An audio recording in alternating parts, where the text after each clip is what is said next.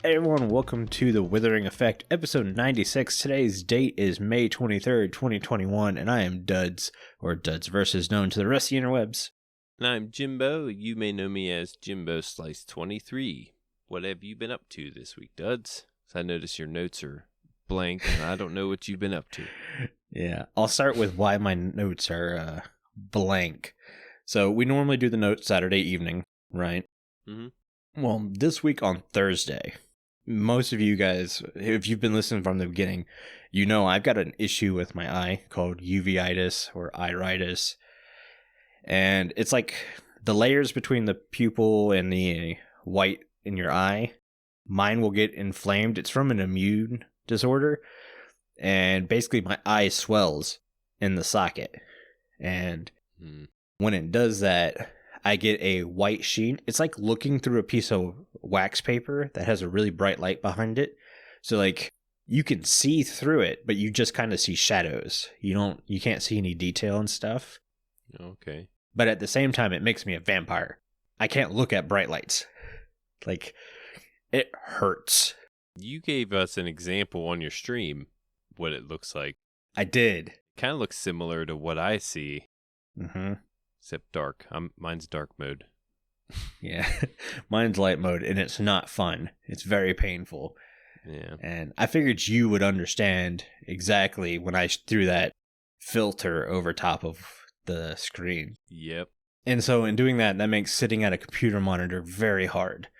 Because computer monitors are very bright, and they're really rough on the eyes to start with. So now I have an eye that I can't focus in on detail. Like if I try to focus and read with this one eye, I mean, it feels like someone just jabs a needle in it. Like it hurts. And yesterday we had a stream day, and instead of canceling stream day, I decided to fight through it, do something calm and slow and easy, but it basically just took my eye out for the rest of the day. I ended up just laying on the couch with a notepad, trying to do notes for the show on a piece of paper.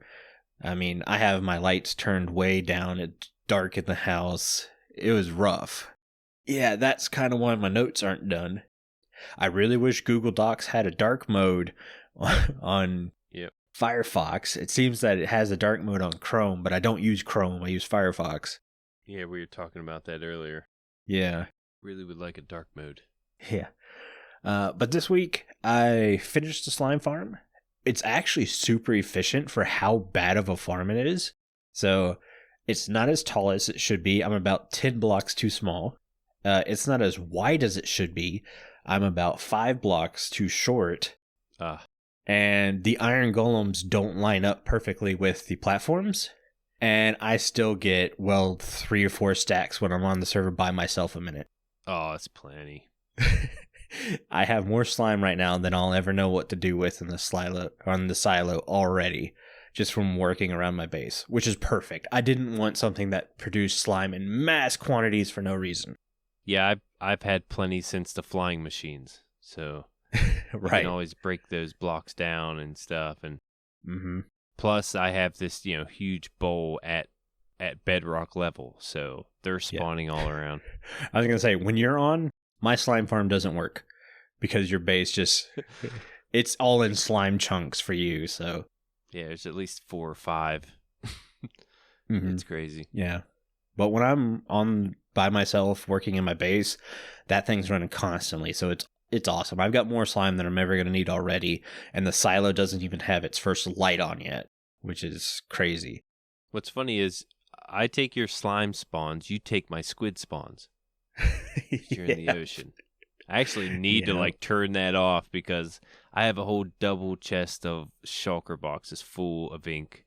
Wow. Yeah, I mean that's enough. That should be enough. With your shulker box shop finally out of shulker shells, maybe you should start selling some ink. Yeah, I could do that. I mean, you'd go in direct competition with the Withering Effect studio, but ink has other purposes like book and quill, stuff like that. Other than that, I went ahead and got the gaming district tunnel done. Carl asked me to do that a while ago, and I never had any ideas in my head. And then Wintergrave made this beautiful entrance. Oh, yeah. For Ripple Island, which is what we're calling the gaming district. I mean, it's absolutely gorgeous. And I was like, perfect. that gives me a color palette. That gives me a block palette. I got this. And I was able to throw together a pretty cool tunnel design, I think, and get it to fit Carl's tunnel. I loved it, and it wasn't like too over detailed either. It was like pretty minimal, Exactly. but it fit perfect and it looks great. I really liked it. It's such a small tunnel. Like, I was going to put a ton of detail in there using some end rods and stuff, and I was like, it's a small tunnel. That's too much. I need to lighten it up a little bit. Like the Ripple Island banners you see at the front of the tunnel, those were going to be lined up all the way down the tunnel. Like, it was just going to say Ripple Island in all the sections. I was like, that's too much. It's too much. And I decided to just put the banners in the front, and it kind of really drew your eye. Like, okay, yep, this is where I needed to go. I'm not going to fly by this one. Yeah, didn't really think about that. Does catch your eye. That's one of the things I've noticed flying down the tunnels is people are starting to get their tunnels done, but I'll still often fly by them because they blend in with the main tunnel so well that it's like, oh, I missed it and I got to go back now. So when I did mine, I wanted to make sure mine kind of stuck into the tunnel a little bit. So it really stood out. Nobody was just going to miss it. And I took that same concept over to Ripple Island Tunnel. And I think it worked out pretty well. You know who didn't finish their tunnel? Jimbo. Me. I didn't. I thought it was funny because you started your tunnel before I did. And I finished my tunnel and the gaming district tunnel. Yeah. Just going to rub that in Jimbo's face a little bit. I deserve it. Deserve every bit of it. Well, your tunnel is so short and it's in the open area. It's so easy to just fly through the north tunnel and then the south tunnel, and then turn into your tunnel. Mm-hmm. Your flight path is just easy as pie. So I understand why you haven't done yours, because you really haven't needed anything. It's in a warped biome too, so you don't have to worry about piglins and hoglins attacking and stuff like that. I had a ghast spawn just beyond my portal. Oh no. To where it could catch you. So I was thinking, man, do I got to close this in? I wanted it to look similar to my base in the overworld, but I might have to enclose it a little bit because of that ghast, or some way, spawn proof it back there. Just one little area, but it got me a little nervous. What I would do, since there's not a lot of glass tunnels, because Crock's right next to you, but his tunnel is all kinds of concrete. Mm-hmm. I would go ahead and get some stone, because I know you've got a buku amount of that. Yep. And offset your walls like 3 or 4 blocks out, and then just do some stone walls. So that way when it comes time to build your tunnel, you can just build on top of the stone. And if you want a glass window or something, you can just go on the other side and break the stone. That's what I ended up doing with the Ripple Island tunnel, because it was hoglins and piglins like crazy, like fighting each other. Yeah. And I was like, oh, I'm going to die here. So I ended up going on the outside with a bunch of stone and just went like 3 or 4 blocks past where I wanted to build and enclosed everything in stone. Yeah, it's not a bad idea. I mean, make it safe. Yeah, I was good and safe. But man, it was disconcerting here. And just pigs wailing in the background. That was supposed to be better, but my nose is stopped up. Yeah, other than that, I had nothing much going on. I did design what I called my fix for the bone meal on the tree farm. It's gonna be a big episode. So I don't know if it's gonna be one of those, it takes 2 weeks and I go ahead and knock the whole thing out, or if I do it in parts. I don't know. I'm still drawing it out. That's how far behind I am. Mm. Yeah, how about you? What have you been up to this week? Well, you mentioned you had iritis. Yeah. I got tendonitis in my back and my biceps. I mentioned last week I've been wanting to go to the gym. I went that Friday. Started Monday. I usually do my chest and triceps on Monday and Thursday. Mm-hmm.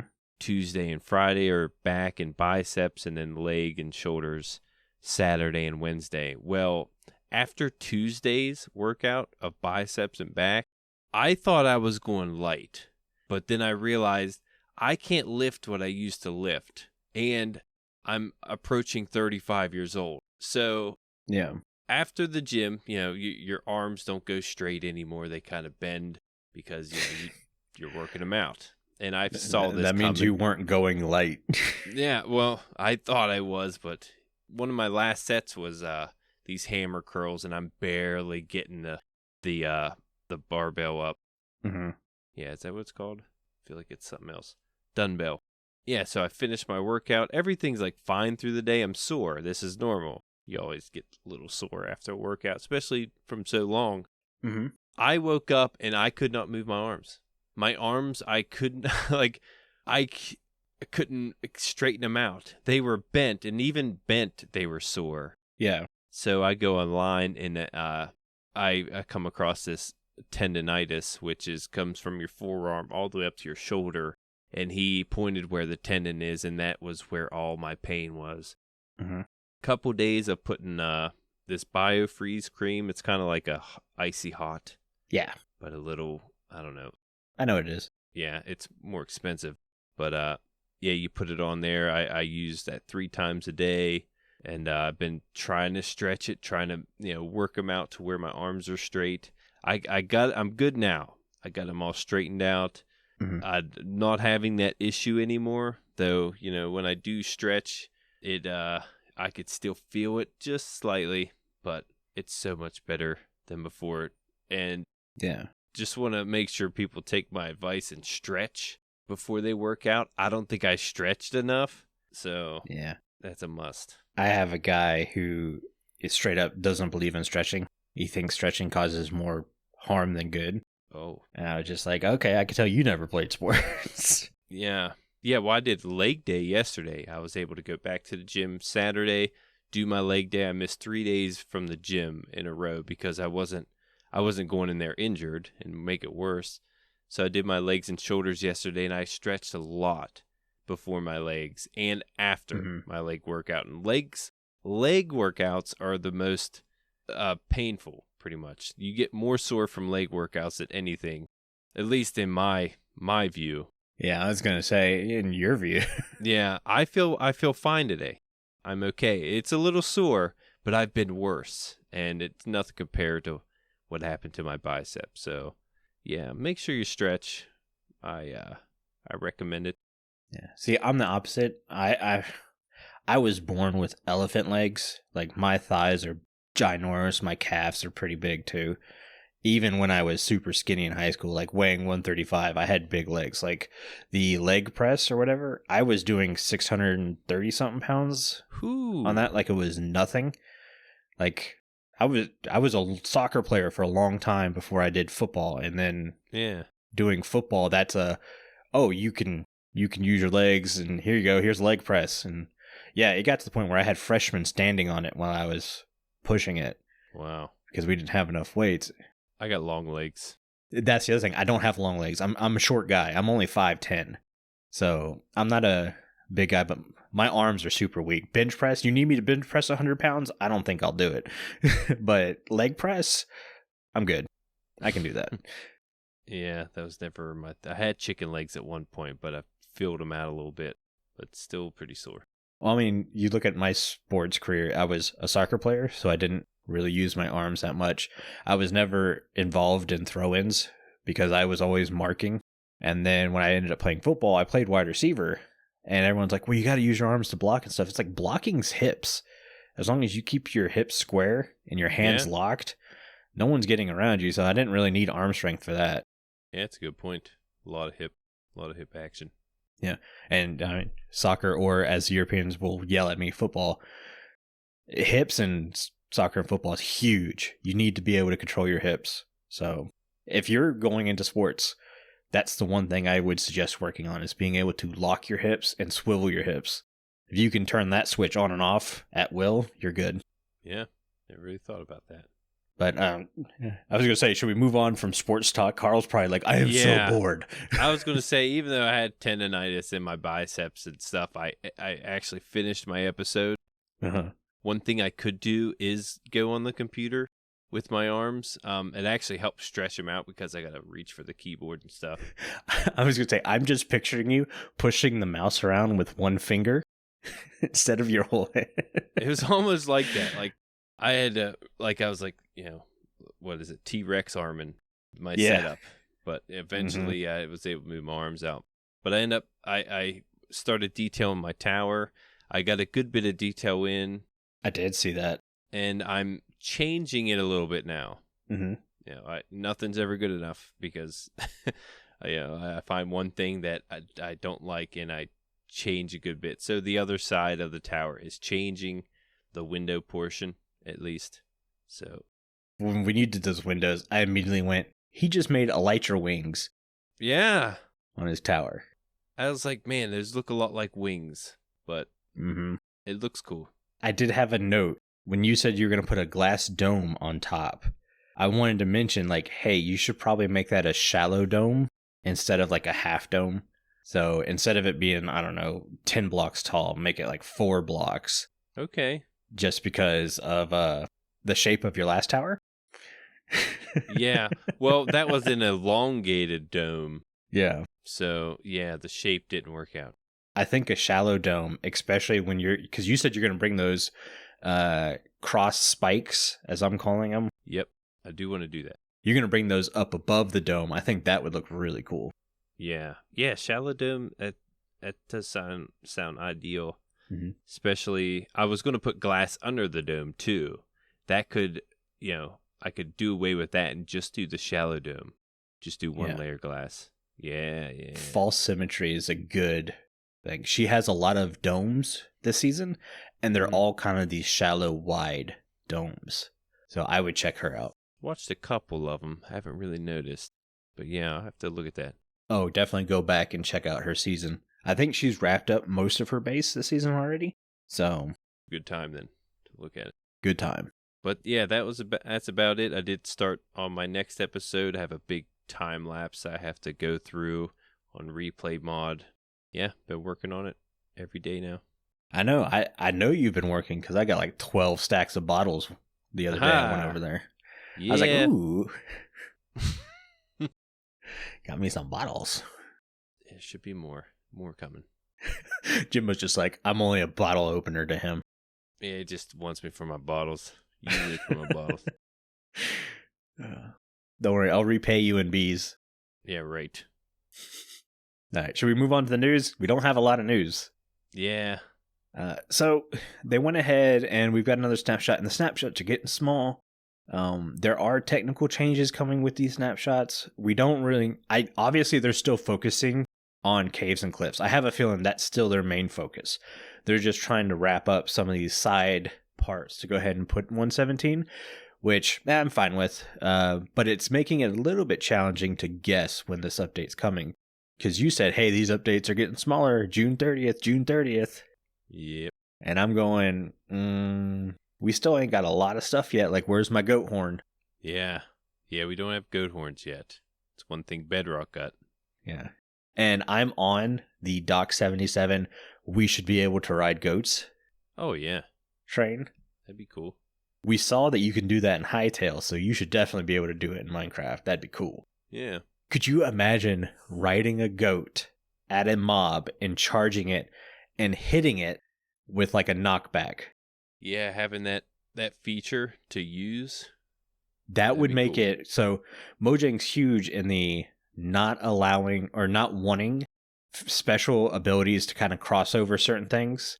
Mm-hmm. So like you have a horse and a donkey where everyone's like, well, it's kind of the same thing. Well, the donkey can hold a chest and now you can move it around. And then you have the llama that can also hold chests, but you can't ride it, but you can train it.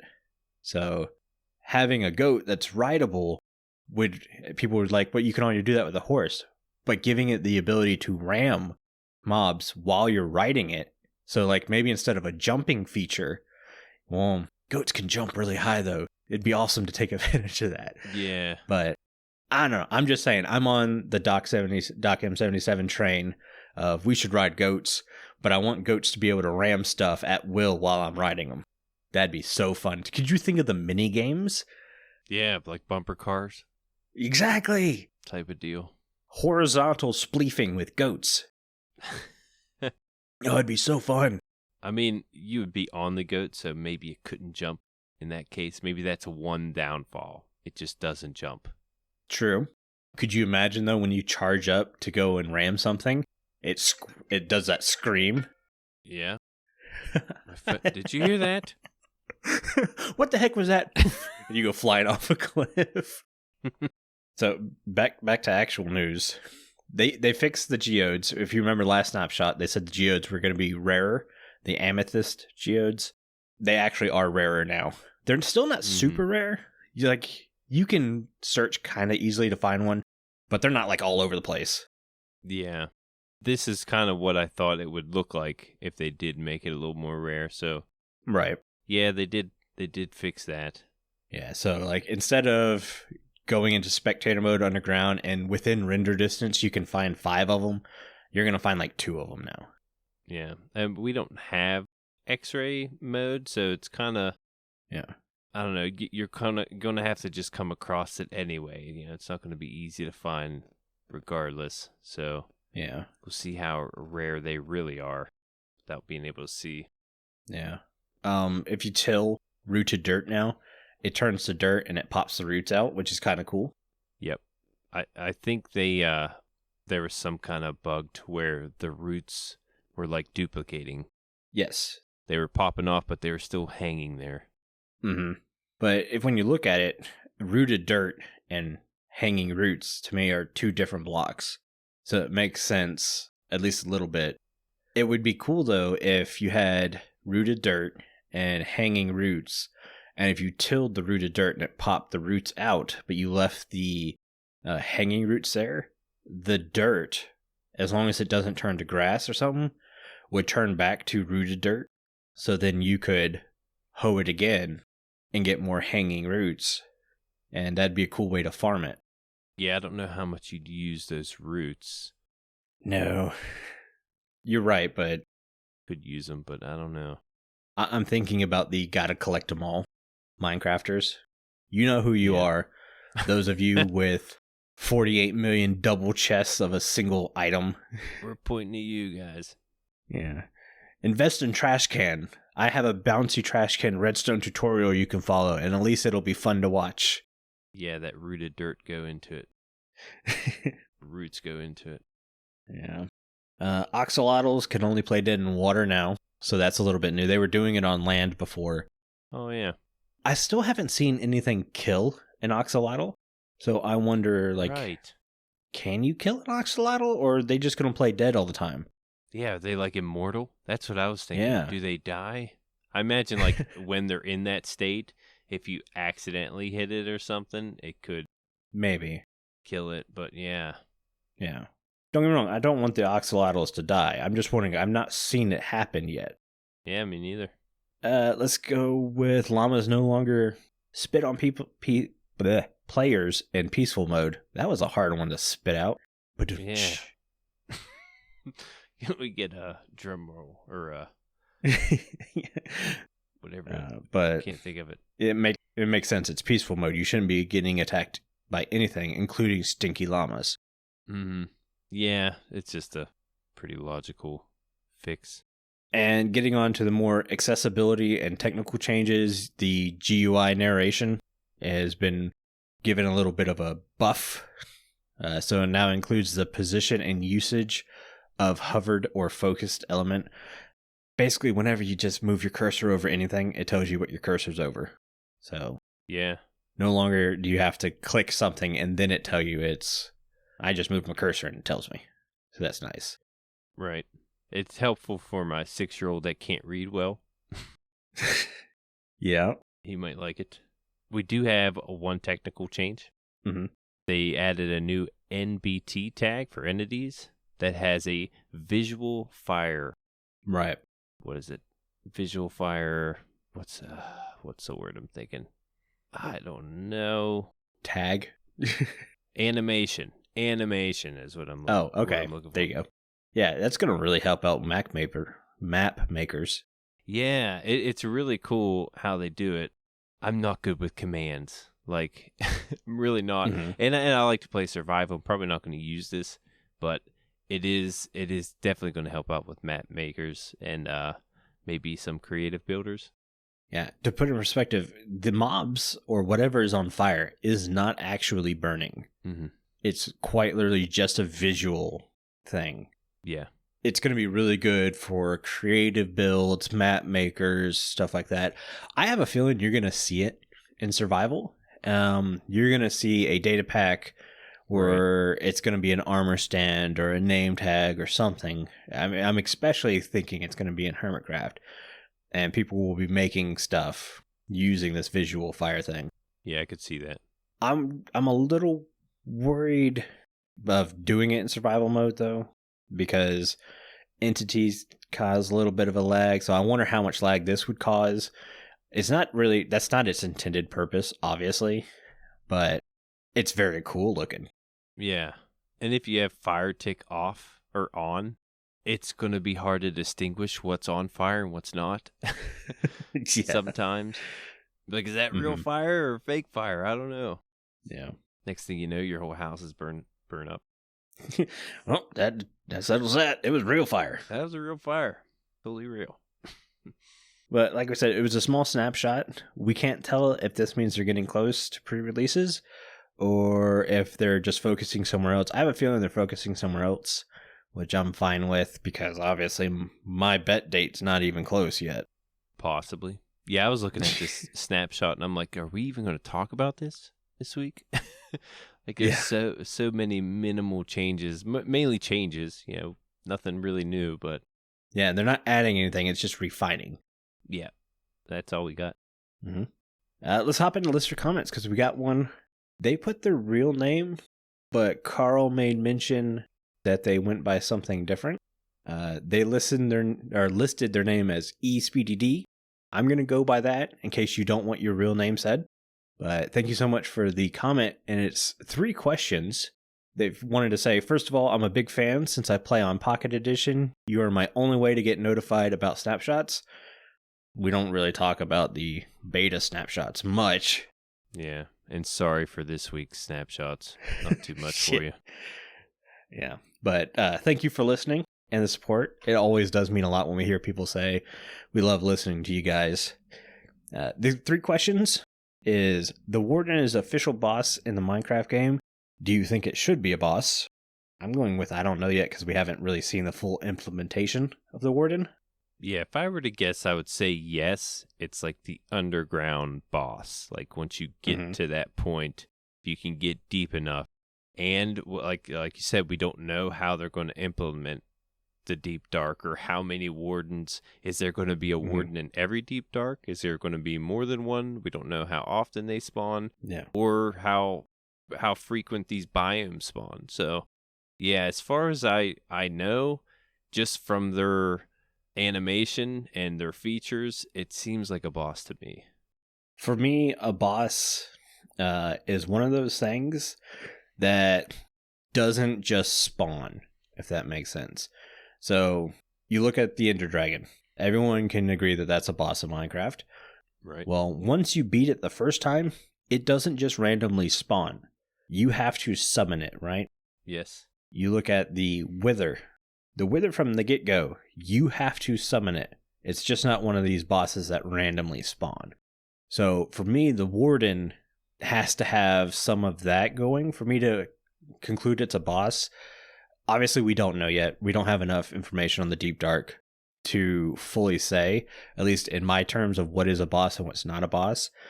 If it just spawns because it's dark, to me, it's not a boss. Right. If it spawns because it's the Deep Dark and I kill it, and it doesn't respawn, it's a boss. Yep. If I have to summon another one, yeah, then it's a boss. Yep. Couldn't have said it any better. That's a good point. As of right now, from what we've seen, yeah, I would probably consider it a boss, but I want to know more before I firmly state. I would like for it to be gone once it's killed, not respawn Correct. Somewhere else like a spider or whatever. Mm-hmm.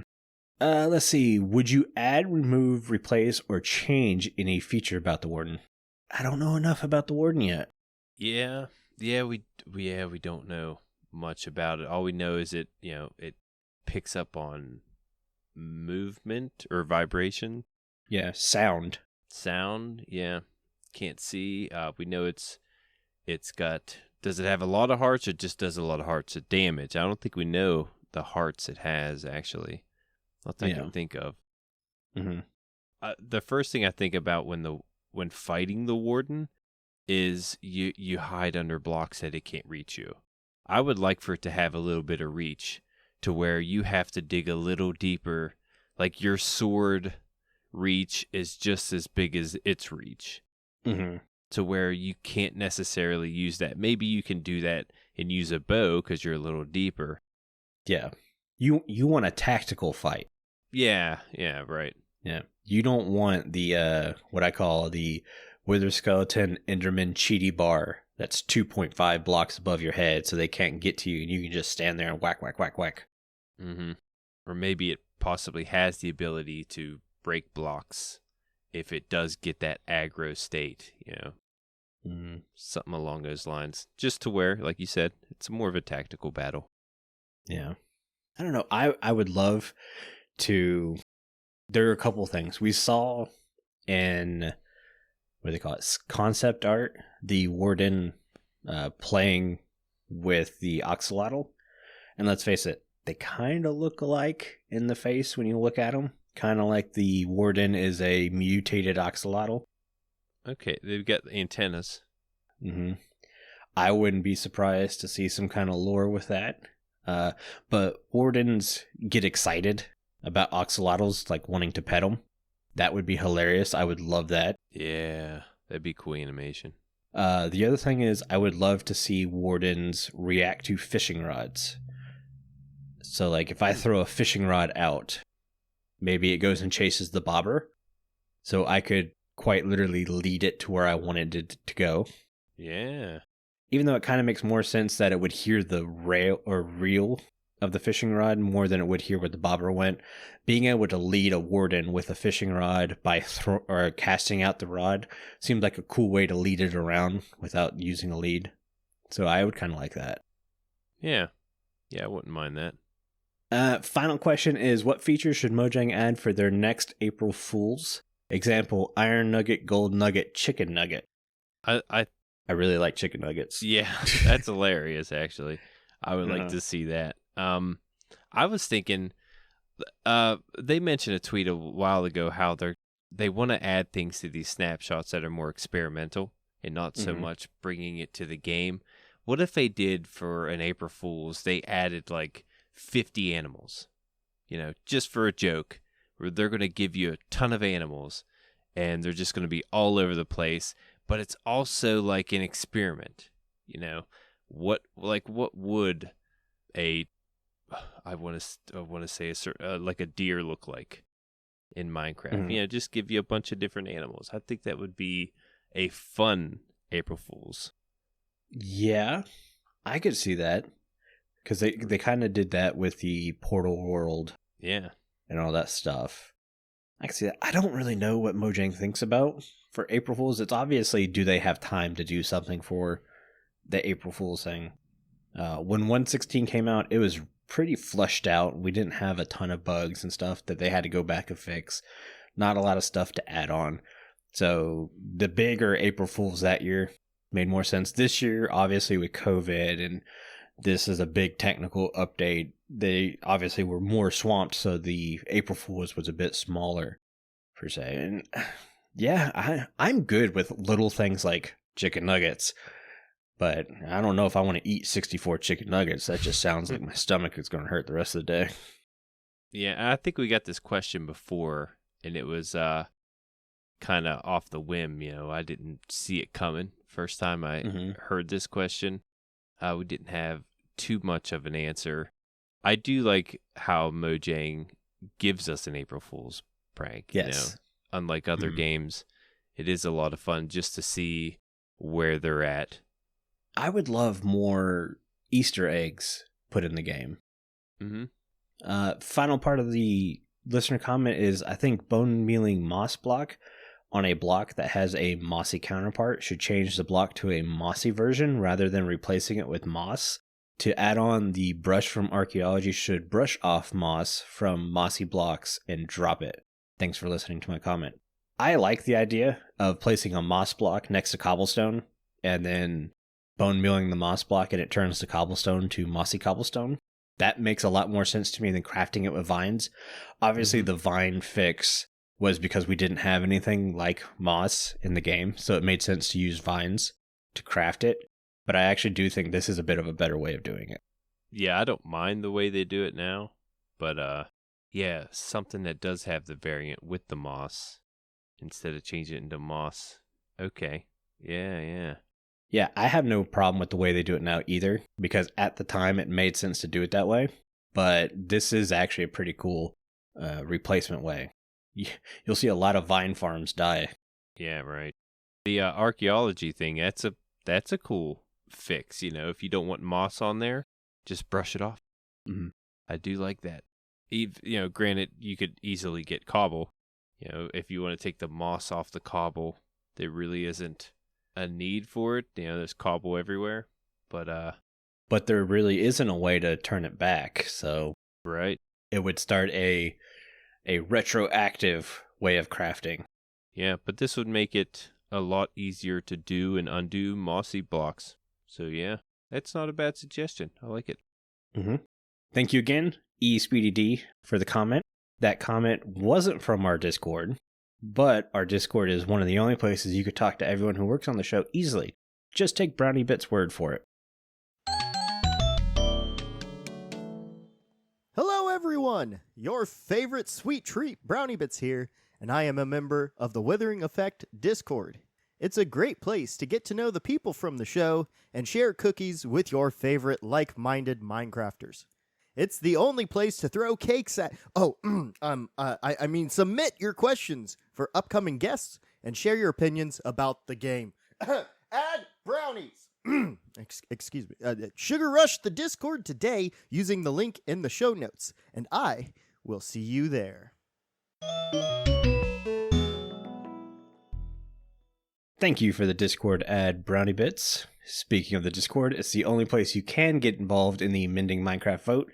This week, we ask you to choose between one of 3 items for us to discuss and improve. And your choices were the Book and Quill, the Elytra, and the Heart of the Sea. And the winner of Mending Minecraft this week is...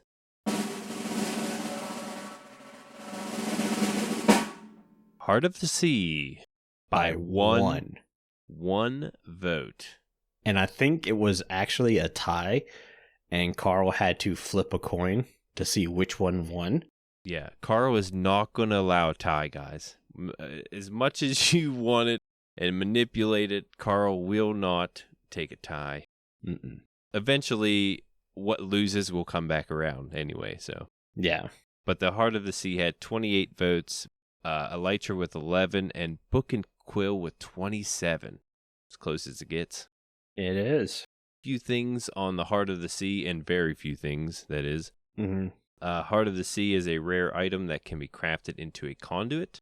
The Heart of the Sea must be found. It cannot be crafted or obtained by trading. The Heart of the Sea is obtained from buried treasure. The location is marked on a buried treasure map, which is found in ocean ruins and shipwrecks. Though you can feed raw cod or raw salmon to a dolphin, which causes the dolphin to swim towards the nearest buried treasure, shipwrecks, or ocean ruins. And that's all we have. Yeah.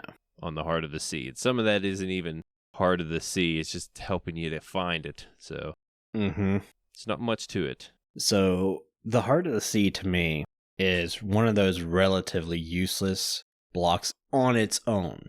You definitely look through, and we have a discussion channel for the vote, so people can throw in their own ideas on how to fix some stuff. And every idea was essentially turning the Heart of the Sea to a conduit and fixing the conduit. But we were to fix the Heart of the Sea. I know every once in a while I'll go off and I'll do the exact same thing, kind of make a new block or whatever. But lately I've been trying to stay towards what we have. And so I didn't want to do anything with the conduit because the conduit wasn't up for vote. The Heart of the Sea was up for vote. And the Heart of the Sea as a Heart of the Sea is essentially useless. Mm-hmm. Its only real purpose is to be crafted into a conduit and use the conduit for everything else. And the conduit's a pretty cool item on its own. It's a light source. It can allow you to breathe underwater, allows you to view underwater. It'll kill a drowned if it gets too close. Yeah, a bunch of different features for the conduit. Right. But the heart The Heart of the Sea, nada. Its only purpose is to be crafted. So I'm trying to figure out ways to fix this, and I couldn't really come up with a lot. But the one thing I did have was you would need to change the Heart of the Sea from an entity item, per se. So right now, you can hold it in your hand, you can place it on an item frame, you can put it in a crafting table. But that's it. It can't do anything else than that. Mm-hmm. For my fix, you would kind of need it to turn into what I reference as mini heads, the decoration blocks using player heads. It needs to be a tangible object that you can place down. And I'm thinking it's like a conduit, except it doesn't give you water breathing, doesn't give you night vision, doesn't give you any of that. But it kind of calls ocean creatures to you, or to wherever the Heart of the Sea is. So if you put a Heart of the Sea in the water, fish become way more abundant in the area. Dolphins become way more abundant in the area. Drowned become way more abundant in the area. For us Java players, drowned farms stink. They're not super efficient. Getting a trident's not that easy. Then again, a trident's kind of a useless item anyways. So it's not that big of a deal. But we have a combat update coming up. Jeb's been working on that. I'm kind of hoping the trident gets a little bit of a buff because it's a very cool item. But for fighting, I'm not using a trident in a fight. That's not going to happen. So using a Heart of the Sea to kind of draw in sea animals seems to be an easy fix for me. We saw Exuma. We're actually going to be talking about Exuma for the main topic. But we saw him do a tropical fish farm.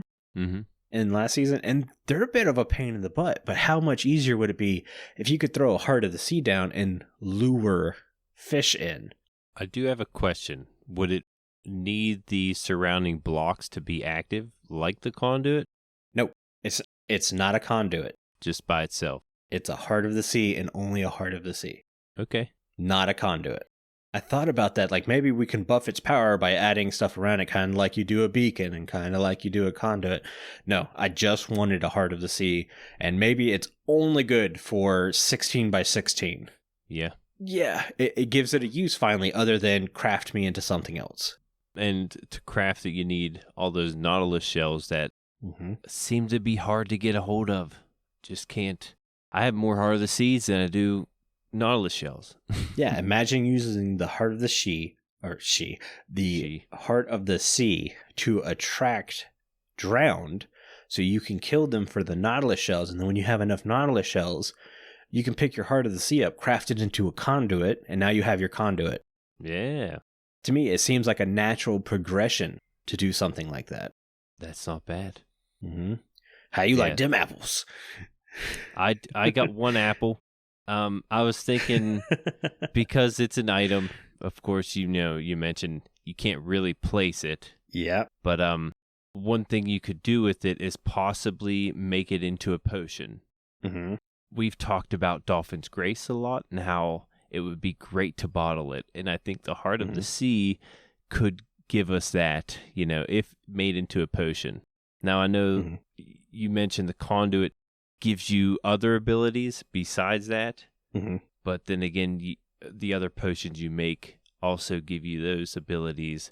So one thing we don't have is the Dolphin's Grace.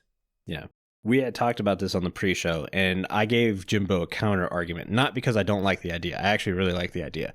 But the counter argument would be, well, the Heart of the Sea makes a conduit, and the conduit gives you night vision and water breathing. It doesn't give you Dolphin's Grace, so it doesn't make sense for a Heart of the Sea to not give you night vision and water breathing, but give you Dolphin's Grace. So that was my counter argument. It wasn't meant to be like, well, I don't like the idea, because I actually like the idea, but in natural progression in my mind, it didn't make much sense. Yeah, if you wanted to have water breathing and night vision, put that on there too. Super Dolphin's Grace. Call it the Ocean Potion. I like it. I really want an Ocean Potion now. I want an Ocean Potion. Just for the name, I want an Ocean Potion. Yeah, it's just right off the lips. Yeah. The only other thing I had for Heart of the Sea would be this came up during stream yesterday. I needed an enchanted golden apple for a banner pattern. Luckily, Jimbo here had 2 of them and was nice enough to lend one to me. So I was able to get the Thing banner pattern. But Matt, it would be cool if Heart of the Sea could be converted into a banner pattern. Yeah. I'd like to see more banner patterns. I'd like to see more layers on banners. I don't know how hard that is, but yeah. Yeah. I think we gave a little bit to Heart of the Sea. Mm-hmm. From nothing. Yeah. Out of nothing. Should we move on to the next topic? Yeah, let's go to the main topic. All right, so the main topic is a fix from last topic. So when me and Jimbo finished the episode last week, I said I wasn't happy with how the episode turned out. Not that it was horrible or stuff like that, but I felt we didn't do a good job of kind of explaining things all the way through. The episode felt a little rushed. We kind of expected a bigger snapshot, and it didn't happen. So it was a swing and a miss for me and Jimbo. Mm-hmm. And then you came by and said, hey, Exuma did one of those, what do you call it? Tier lists. Tier lists, that's it. Where he did the 117, 118 stuff. Not necessarily all 118, but some of the 118 stuff. And I was like, you know what?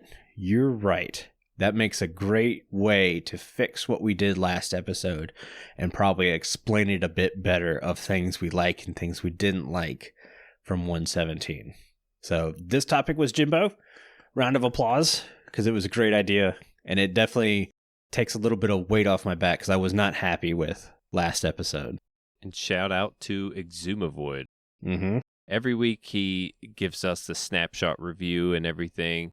We do consider what he has to say with everything. He's very knowledgeable about the game. So it was cool to see his perspective change it a little bit. There were some things I didn't agree with. So yeah, it's funny because like me and you watch several snapshot videos, but the one video we go to review before we start a show is we watch the Exumavoid one because it's pretty condensed.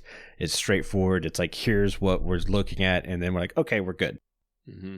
And he'll even let you know this has been changed, but it doesn't look like it's been changed. So that's easy to carry over to the audience. Mm-hmm. But anyways, we're going to start from the bottom, work our way to the top. Mm-hmm.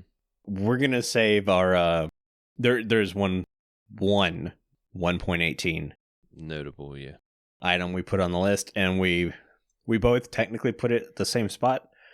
Mine's a little bit different, but I see. Yeah, so let's start with F, because for the most part, me and you have a lot of stuff that are tiered relatively close to each other. I'll let you start with your F tier. My F tier, which is least favorite, is the azaleas. I have azalea bushes, azalea leaves, and the azalea wood. Now, azalea wood is oak wood. I don't know if it's changed the name. I don't think it is. I think it's just going to say oak wood. Yeah, but even Exuma mentioned this was a huge missed opportunity, and I was like, yes, thank you. This is a big miss. Even the leaves, it's oak leaves, like, and they're separated as azalea leaves. And I'm not big into the flowers, so I could care less for the flowered leaves. Maybe I could find a place for them. And like I said before, those azalea bushes are probably going to get annoying because they seem like they're abundant. Well, I also have the quote-unquote missed opportunity of azalea wood down at the bottom of my list. I agree they should have done something like that. I also don't like how most of the leaves are just oak leaves renamed. We already have that with dark oak leaves. They're still just oak leaves, but renamed. Yeah. So having another oak leaf seems disappointing, though the flowering azalea leaves I have higher up on the list because I actually like the flower. Okay. And then my last item on F was the drip leaf. And this is not to talk bad about these items. This is just a personal ranking system. Yeah. I don't see me using the drip leaf very often. It's a great parkour item. It's an okay decoration item. It might have some cool redstone functionality at some point.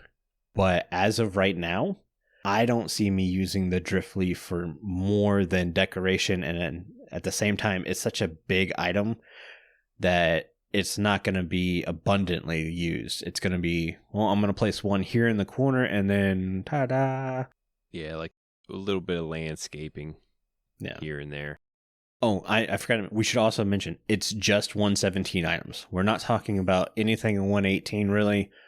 Yeah. This is to kind of expand on what we were trying to say last week that or at least I didn't do a very good job of doing. Yeah, and this would take a whole episode if we covered both the updates. Like, oh, yeah. There's a lot of stuff. Yeah. But we need to kind of move a little bit quicker. So, E, what do you got for your E tier? E, I got 2 things for E. Mm-hmm. Both the amethyst blocks. There's 2 different kinds. One grows the crystals, one doesn't.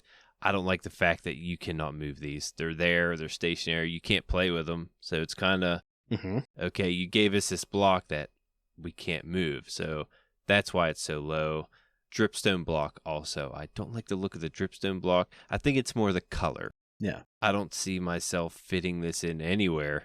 You're saying the dripstone block and not the actual dripstone. Yes, that's different. So for people to understand that. Yep, the block. Mm-hmm. I'm right with you. I have both the amethyst block and the dripstone block on E, though I don't mind the texture. I see it kind of as a niche texture, and it will have its uses and purposes somewhere. It's just not going to be used a lot like, say, Deep Slate. Mm-hmm.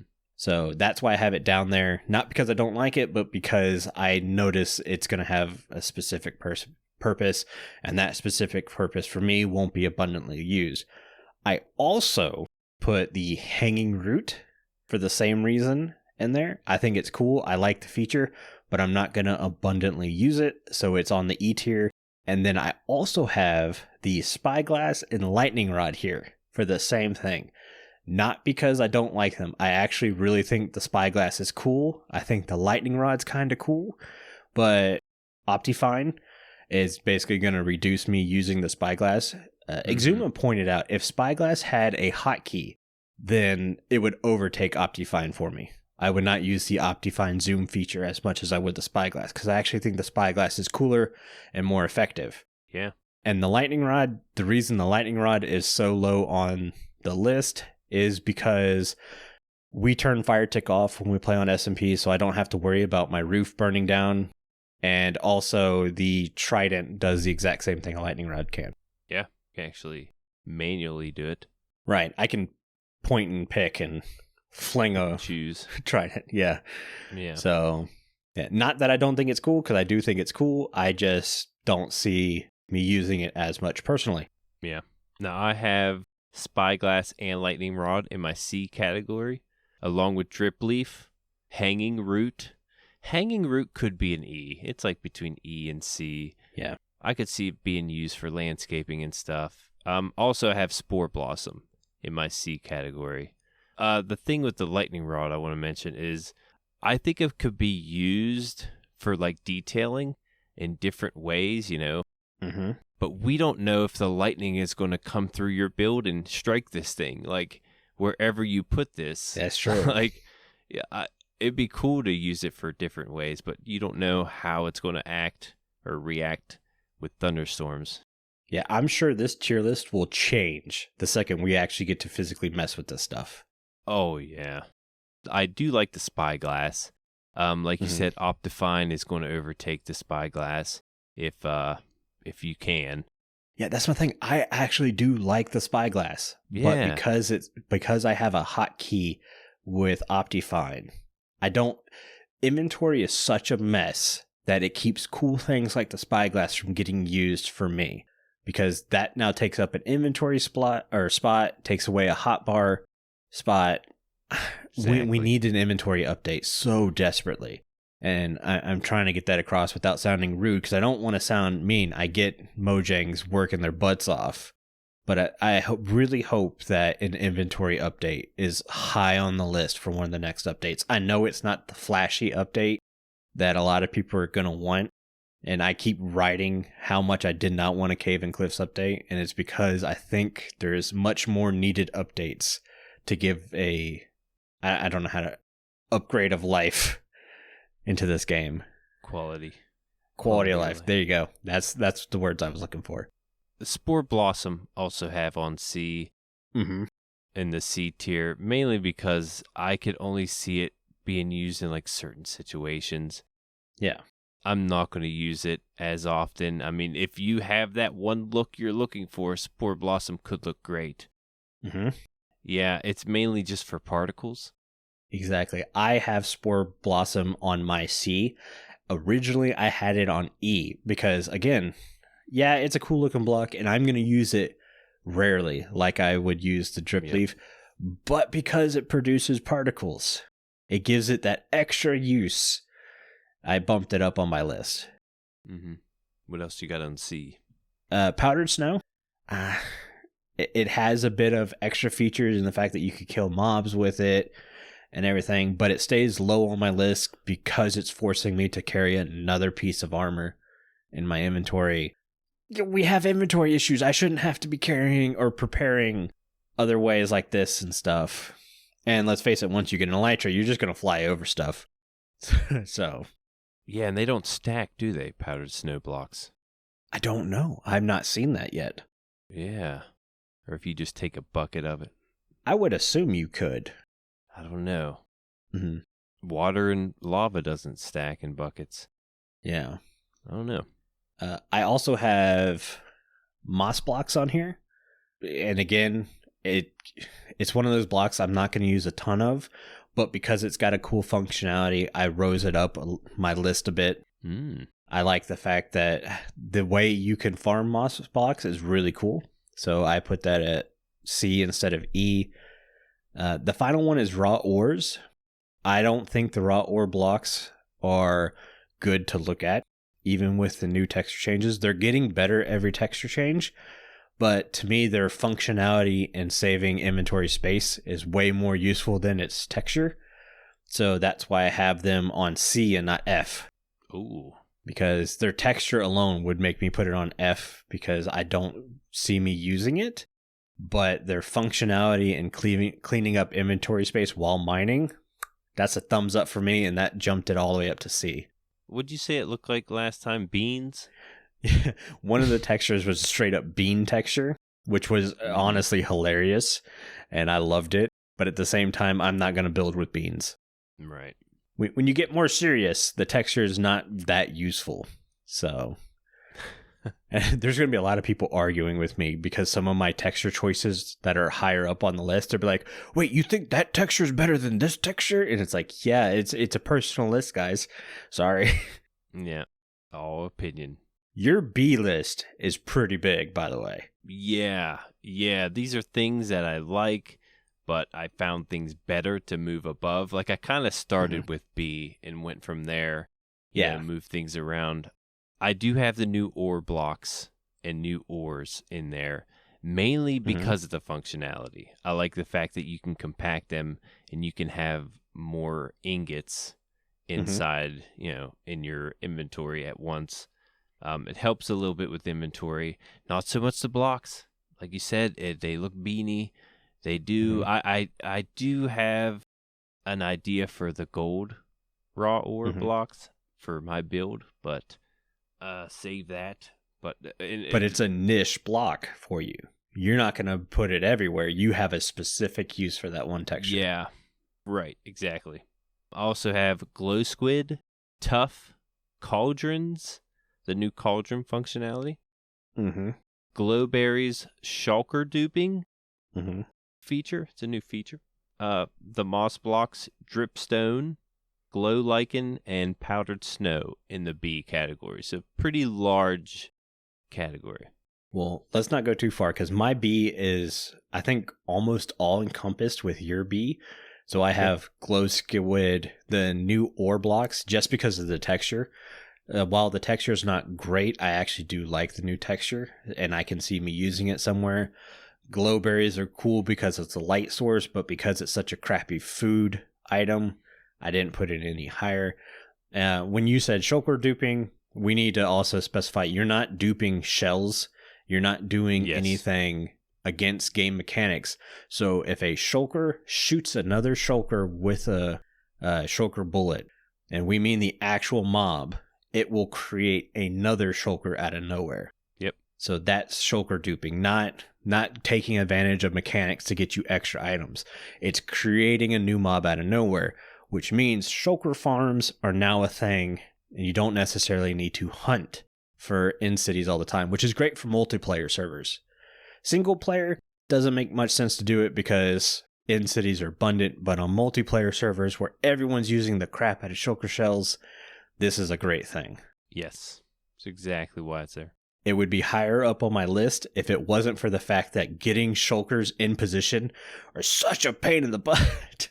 Yeah, it's not going to be easy to farm, even though they give you that feature. It's definitely going to be a pain. Yeah. I've got dripstone here because they cause damage to mobs, and their ability to create lava sources and water sources is really cool. Yeah. Glow lichen I have here. I have azalea bushes here because I actually like azalea bushes. I think they're a cool decoration block that I'm actually going to use quite a bit. So I bumped that all the way up to B. Ooh. Mm-hmm. Yeah, I agree. Like, I have dripstone also there. I saw dripstone as just being a block itself, but it's just so cool that it actually has features to it. Yeah. I mean, I could definitely see how it could damage a mob, but being able to fill cauldrons is something unexpected. I like the cauldron thing. I have it on B, but not as much as you. We'll get to that. Cauldrons are not on B for me. Glow squid is the only mob that I have this low because I voted Isolager. Chillager. It will always be a Chillager to me. I really want to call it the Chillager, but I have a feeling people are going to get confused. I voted for the glow squid, and I still put it at B. Yeah, I like the look and everything, but it gives us something. The item, on the other hand, is great. Yeah, notice how we didn't say glow ink was in B, just the glow squid, and mainly because it's a retextured squid. I would have liked to see it have a bit of a different look than just a retextured or just a retextured squid. Don't get me wrong, I think they look cool. Yeah. And the fact that they glow underwater is really cool. But I would like to see, maybe it's tentacles. Maybe it's one of those squids that have the too long tentacles compared to all the other ones. And maybe a more of a pointy head. Yeah. Something like that would have bumped it up a little bit higher. But because it was just a squid retextured, I dropped it to a B. If it had what I talked about, I would have thrown it up to an A because I think it would have looked super cool and definitely a different look than the regular squid. But we both have glow lichen here, and I just want to say I love the use of ambient lighting with the glow lichen. That's why I put that there. More lights, more lighting effects, I'm always all for. Okay, so the A category, I have Axolotls, goats, glow ink, smooth basalt, the crystals, calcite, copper and copper blocks, and rooted dirt. I have axolotl, goat, glow ink, smooth basalt, crystals, calcite, copper blocks, rooted dirt, and tough. A little bit different, but pretty similar. Little bit different. Goats for me would be in the S tier if you could ride them and do the rammed functionality I talked about earlier. Oh, yeah, definitely. I would throw them up there. I'm all on that train. Let's ride some goats. And the screaming ability. I love how they scream. It's so great. I want to be able to ride a goat and make it scream like you're honking a car horn. Right. Oh, my God. That's beautiful. That'd be great. Crystals are only up this high because of all the other cool functionalities they have. Crystals by themselves, to me, aren't really cool. But because they can be crafted into everything else, I kind of forced myself to put them up this high. Right. Yeah, you're going to want them. Copper's cool, but it's not the coolest of cool. So it went up here. Yeah, new ore. It's hard to dislike a new ore. I really like the calcite block more than the tough block. That's why I have the calcite above the tough. Yeah, I have calcite and tough both here because I like both textures and I can see myself using those. Calcite is the diorite texture I've always wanted. Right. Yeah. So I used to like diorite until calcite came. Now I'm like, eh. Yeah. Forget diorite. Yeah. Smooth diorite. I like tough because andesite is one of my favorite blocks, and tough feels like another version of andesite. Yeah, could go great with andesite. Mm-hmm. Also, we got smooth basalt here, which is Oh, also yeah. a fantastic looking block. Yeah, basalt's. I used a ton of basalt in my base this season, so to have another basalt, I would have put it in the S category if it had stairs, slabs, walls. Ooh, definitely. All of these textures would have been put up there if they had that. Right. Just saying. We got rooted dirt here too. I like different dirt variances. I like to landscape and stuff, so I think I'll be using that a good bit with Yes. the coarse dirt and the regular dirt. Same. Literally, I think all of my texture blocks, except for the ore textures, were put up here just because I really have liked what these textures are. Mm-hmm. So S time, right? S, yeah. I think my S list is longer than yours, so I'll let you go first. Yeah. I went with tinted glass is the number one. Mhm. Love it. Deep slate, the waterlogged rails feature, Mm-hmm. and the light source block. That's more of a creative thing, but it's such a great idea. Mm-hmm. Oh, it's going to get in survival with the data pack. Oh, I hope. But yeah, just those 4 things I put in my S. I have tinted glass, deep slate, waterlogged rails, light block, and this is where I had glow ink. I dropped it down at the last second because glow ink's really cool, but it could have been better, and I think if it actually glowed, it would have made it up here, but because it didn't, I dropped it down at the last second. And then my final S tier, cauldrons. Yeah, you got them up there. Cauldrons are the new hoe. I've been wanting to say that phrase ever since you made this tier list idea. Now's your chance. Now I finally get to say it. Cauldrons are the new hoe. So they've got so many cool uses now. They're finally not just a decoration block, a water holding block. We can hold infinite lava sources now. That's awesome. Can hold infinite water sources now. That's great. Can hold powdered snow. Awesome. Yeah, I forgot about powdered snow. And if I'm not mistaken, they have functionality with dispensers and buckets. So you can automate farming these items, which is awesome. Is that a thing? You can... I think it's a thing. I'm not sure. Even if it's not a thing, even if I'm wrong, and I could be, it still goes on the S tier for me. Yeah, because I hear about how you can automate with the cauldrons now using the lava, and that's what people are more excited about. And the only way I could think it is a dispenser. If not, it would be manual. So you're probably right. Yeah. And let's not forget about tinted glass. Deep slate, that texture is so cool. Oh, yeah. I'm going to use deep slate everywhere. Stairs and slabs. Stairs and slabs. Thank you. We got stairs and slabs. S tier. S, automatic. Mm-hmm. S for stairs and slabs. Yeah. Waterlogged rails, just because I get so tired of my rails getting washed away. That's the only reason I have them up there, too. I'm probably not going to have many rails in the water, but man, the headache of having to replace rails is gone. So yeah, I like it. Thank you. Yeah. I hope this was a better way to have explained. We didn't really get into the blocks and items themselves last week, and that was because we were kind of unsure on how to do it. At least I was. I'll take most of the blame for last week's episode. This week feels like a much better way of doing last week's episode. Yeah, and there might be some things that we left out. Please let us know if there's something we left out that we might need to throw in there. Maybe we'll put in the comments on Discord what we think of it. Oh no, I'm going to say it right now. We have one 118 bundle as our Z tier. You have it as a Z tier. I have it as a double Z, lowercase z, negative 153 tier. And it's not because of my just disdain for bundles. I see bundles as a huge missed opportunity. And that's why I hate on bundles. I don't hate bundles just to hate bundles. I hate bundles because of the missed opportunity from bundles. Right. That being said, they've taken bundles off 117, moving to 118. So I'm assuming they understand that and they're going to try to give bundles some cool functionality. So I am hopeful for bundles in the future. I will be team bundles if they can get some cool stuff worked out. And I think they will because it's Mojang and they've hit it out of the park several times lately.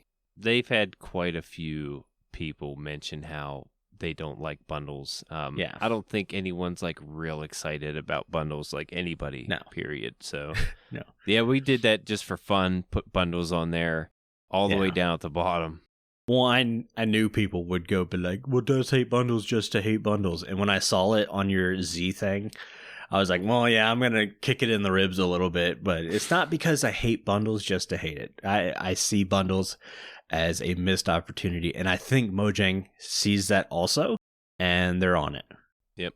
Anyways, this show has lasted quite a bit. We need to go ahead and wrap it up or Carl's going to get mad because he's gone back to work now, so awesome for Carl, but that also means it takes him, or he has less time to work on the show, so let's wrap it up for him, and he keeps his sanity.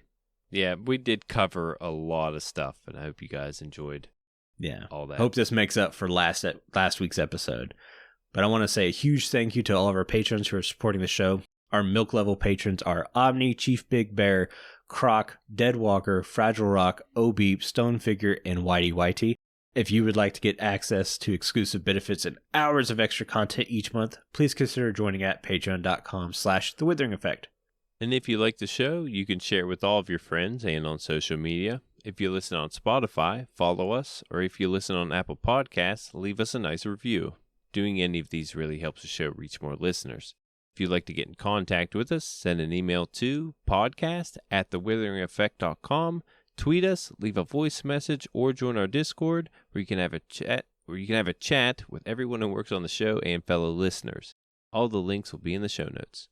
This show has been brought to you by Jimbo and myself, but also our digital producer Carl. He helps make sure the show ends up where it should be, and the amazing music you hear in the intro and outro is created by the one and only Decoy.